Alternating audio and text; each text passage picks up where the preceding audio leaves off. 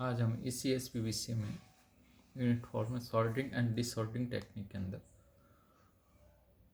विभिन्न soldering methods में hand soldering के बारे में जानेंगे।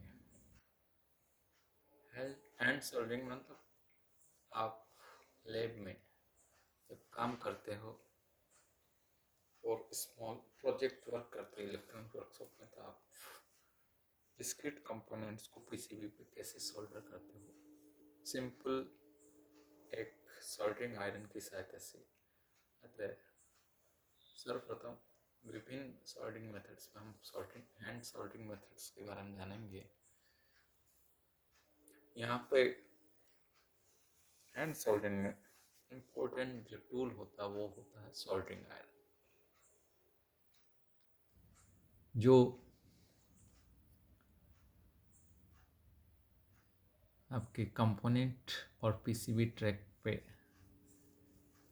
जॉइंट बनाने के लिए आवश्यक हीट को सप्लाई करता है, जिससे कि वहाँ जॉइंट बन सके एग्जैक्ट।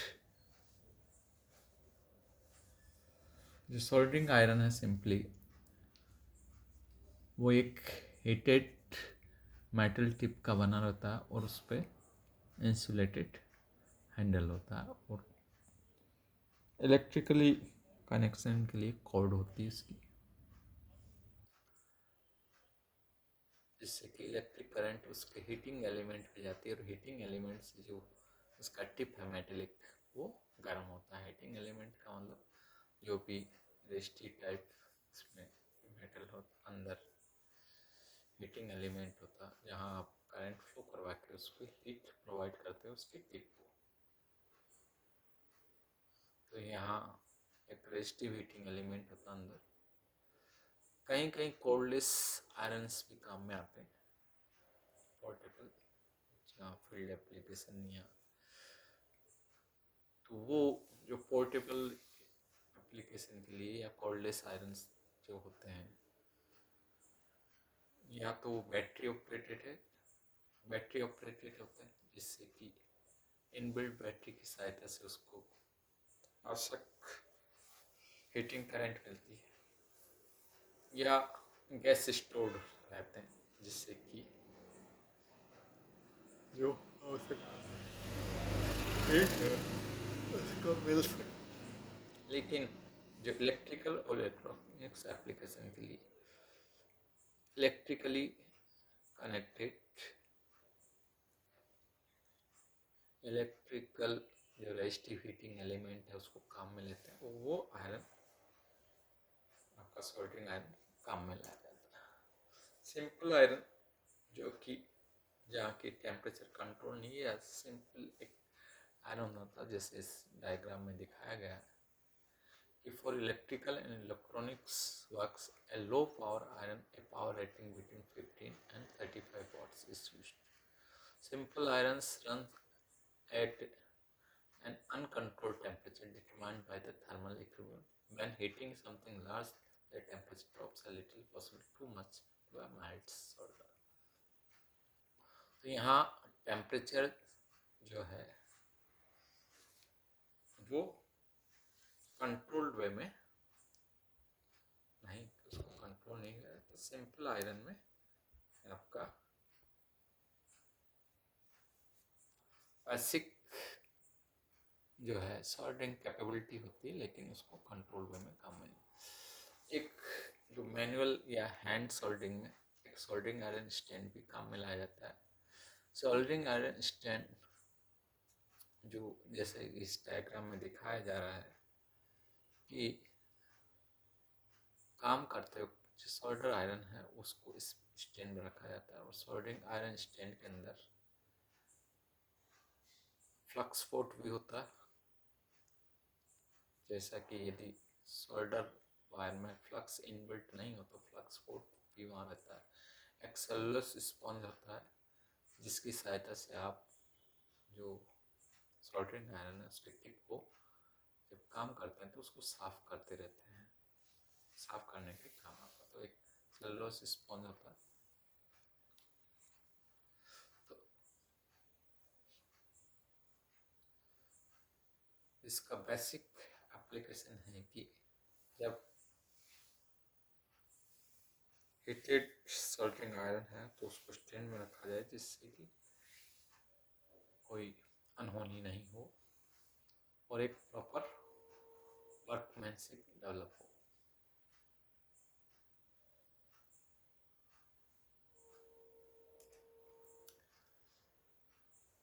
इसके अलावा जो हैंड सोल्डरिंग में यदि टेम्परेचर कंट्रोल सोल्डरिंग आयरन भी काम में लाया जाता है। टेम्परेचर कंट्रोल सिंपल आयरन में जहाँ टेम्परेचर को कंट्रोल नहीं किया जा सकता, यहाँ टेम्परेचर को कंट्रोल किया जा सकता है। जैसे कि इस डायग्राम में दिखाया गया है कि आप डिफरेंट टेम्परेचर पे इसको सेलेक्ट कर सकते हैं। एक इलेक्ट्रिकल सर्किट की सहायता से इसमें इनबिल्ट एक सर्किट डेवलप होता है जिससे कि इसकी रेजिस्टिव एलिमेंट जो है उसको कितनी करंट जाए और उसके हिसाब से कितनी हीट वहाँ डेवलप की जा सकती है, तो उसी के हिसाब से इसको एडजस्ट किया जा सकता है। इसलिए ये टेम्परेचर कंट्रोल सोल्डरिंग स्टेशन है जहाँ पे टेम्परेचर को एडजस्ट किया जाए और उसका टेम्परेचर को डिस्प्ले भी किया जा सकता है इस सोल्डरिंग स्टेशन में। तो जो इसका सोल्डरिंग हेड होता है वो उसकी टिप पे एक टेम्परेचर सेंसर होता है।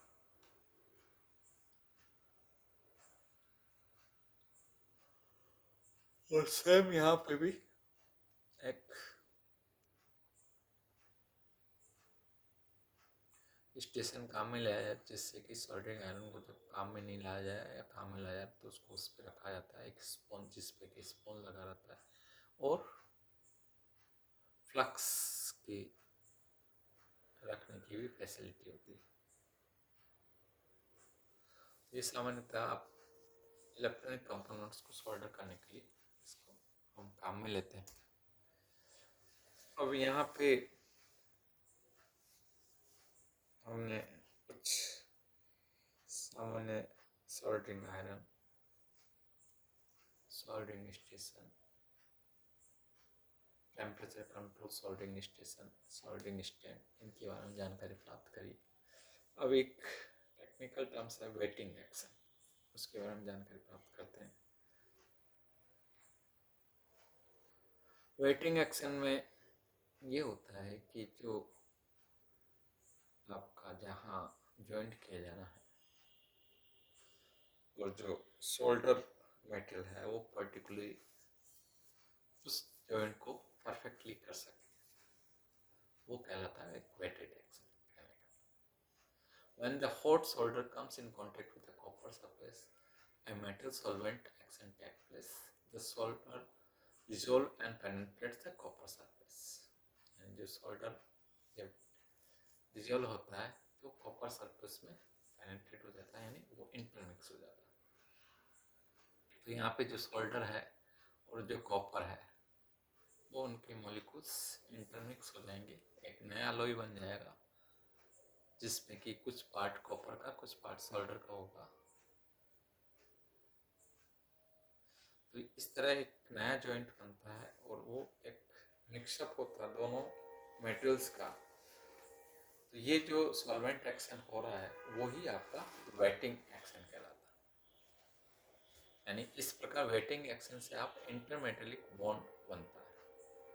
Waiting can only occur if the surface of the copper is free of contamination and from the oxide film that forms with the metal is exposed to। यानी perfect waiting जब भी हो सकती है कि आपका कॉपर और आपका जो कंपोनेंट का टर्मिनल है वो दोनों ही किसी भी तरह की ऑक्साइड लेयर या उसमें डस्ट या किसी तरह के कुछ नहीं होगा तो परफेक्ट वेटिंग एक्शन होगा। अदरवाइज जो कनेक्शन होगा वो करेक्ट कनेक्शन होगा, प्रॉपर नहीं होगा। तो गुड सोल्डरिंग बॉन्ड के लिए ये जरूरी है कि जो सरफेस है वो ऑक्साइड्स फ्री हो। तो इसके लिए हम फ्लक्स काम में लेते हैं, जैसा कि पिछली क्लासेस में आपको बताया कि फ्लक्स का क्या काम होता है और उसका क्या एक्शन होता है। तो ये भी अब मेन जो है आपका हैंड सोल्डरिंग में ये कुछ स्टेप्स होते हैं कि सॉल्ट जब आप समझ चुके हो कि आप सिंपल आयरन काम में ले रहे हो या सोल्डरिंग स्टेशन काम में ले रहे हो, तो सबसे पहला हम सोल्डर को अप्लाई करते हैं। सोल्डर को अप्लाई करने का वही तरीका है कि आप सोल्डर आयरन को एक पर्टिकुलर टेम्परेचर पे हीट अप होने देंगे, यानी उसमें कुछ समय लगता है, और जहाँ आपको सोल्डर करना है उस पर टिप रखते हुए, यानी आपका सोल्डरिंग आयरन का टिप रखते हुए सोल्डर को अप्लाई किया जाता है और वो सोल्डर मेल्ट होके उस जॉइंट पे फिल जाता है। जब प्रॉपर सोल्डरिंग हो जाती है तो उसको पोस्ट सोल्डर क्लीनिंग करनी पड़ती है, यानी वहाँ पे फ्लक्स रेजिड्यूज या अनवांटेड जो भी मेटल है तो उसको साफ किया जाता है, उसको पोस्ट सोल्डर क्लीनिंग।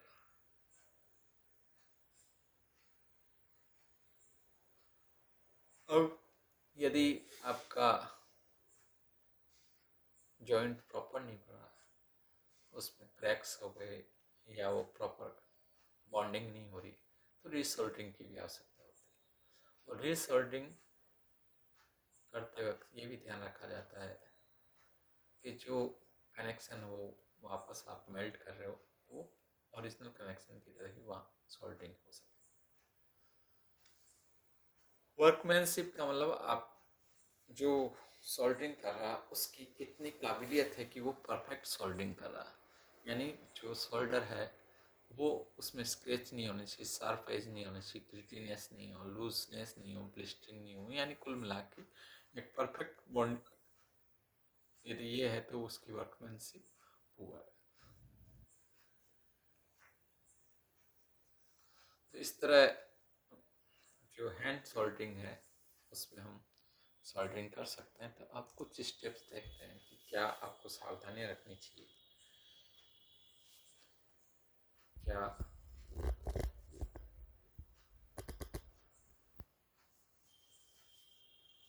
जो सेफ्टी प्रिकॉशंस देखे जाएं तो सेफ्टी में जैसा कि सबसे पहला है कि जो सोल्डरिंग आयरन है उसके टिप गर्म होता है, उसको टच नहीं करना चाहिए, नहीं तो आप जल सकते हो।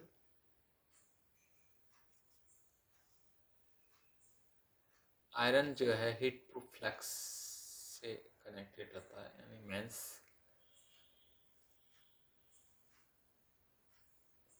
जो उसका फ्लैक्स है या जो उसकी केबलिंग है, उसका जो कवरिंग है हैंडल की,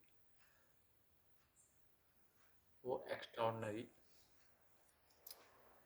हीट को टॉलरेट करने वाली उससे की जाती है, जिससे कि वो बर्न नहीं हो या आपको इलेक्ट्रिक शॉक नहीं लगे। जब काम में नहीं आ रहा हो सोल्डर तो उसको हमेशा स्टैंड में रखना चाहिए। जहाँ आप सोल्डरिंग कर रहे हैं वो एरिया प्रॉपरली वेंटिलेटेड हो, जिससे कि जो फ्लेम डेवलप होती है वो क्रॉस हो सके, वहाँ इकट्ठी नहीं रहे, जिससे कि आपको हार्म नहीं हो। इसी तरह इसमें जब लेड काम में आता है तो आपको पता लेड पॉइजनस होता है, तो काम करने के बाद अपने हाथों को अच्छी तरह से साफ कर लेना चाहिए। अब सोल्डरिंग आयरन को कैसे प्रिपेयर किया जाए, कैसे का मतलब जैसे ही आपका सोल्डरिंग आयरन स्टैंड में है तो उसको प्लग इन यानी इलेक्ट्रिक कनेक्शन देते हैं और वो कुछ समय में गर्म हो जाता है। यदि सिंपल आयरन है तो हम इसको सोल्डर को उस पर टच करके देख लेते हैं कि ये पिघल रहा है सोल्डर मेटल, तो वो गर्म हो चुका है। और अदरवाइज कंट्रोल्ड टेम्परेचर कंट्रोल, आप सोल्डरिंग स्टेशन काम में ले रहे हो तो आपने जितना टेम्परेचर फिक्स करा होगा उस हिसाब से वो हीटअप हो जाएगा तो आप काम में ले सकते हो। जो स्पॉन्ज है उसको डैम्पन यानी उसको थोड़ा गीला करके रखें, जिससे कि इसको साफ करते हो सही ढंग से उसका टिप को साफ कर सके। जो सोल्डरिंग आयरन है वो गर्म होने में कुछ समय लेता है, इसलिए उतना समय वेट करना चाहिए। डैम्प स्पॉन्ज से उसके टिप को साफ कर लेना चाहिए। वो जब काम शुरू करते तो उससे पहले जो सोल्डरिंग आयरन उसके टिप को थोड़े से सोल्डर से मेल्ट करते हुए उस पर फैला लेते हैं, और ये प्रोसेस कहलाता है टिनिंग।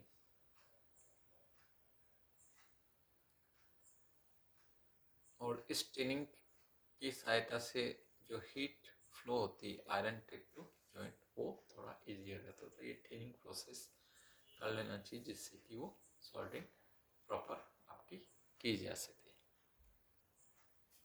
अब प्रोसेस में जैसा कि मैंने बताया कि वापस हम देखते हैं कि होल्ड द सोल्डरिंग आयरन को किस तरह आपको पकड़ना पेन की तरह, और जहाँ आपका बेस है हैंडल का उस वहाँ तक उसको पकड़े रहेंगे, जिससे कि प्रॉपर कनेक्शन बन सके।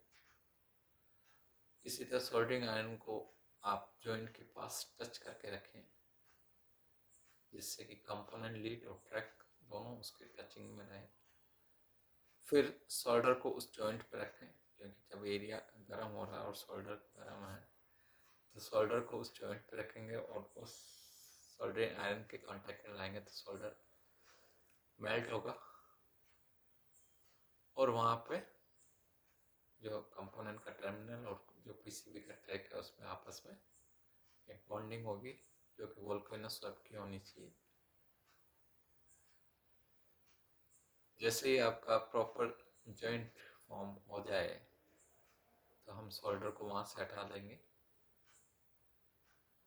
और सोल्डर को आयरन को रखेंगे थोड़ी देर और उसको भी हटा देंगे, और थोड़े सेकंड के बाद वो ठंडा हो जाएगा और ये जॉइंट बन जाएगा। उसके बाद क्लोजली हम उस जॉइंट को देख लेते हैं, यदि वोल्केनो शेप टाइप जॉइंट बन गया तो वो प्रॉपर जॉइंट है, अदरवाइज हमें उसकी रीसोल्डरिंग करनी पड़ेगी। तो इस तरह जो हैंड सोल्डरिंग का प्रोसेस है वो सामान्यतः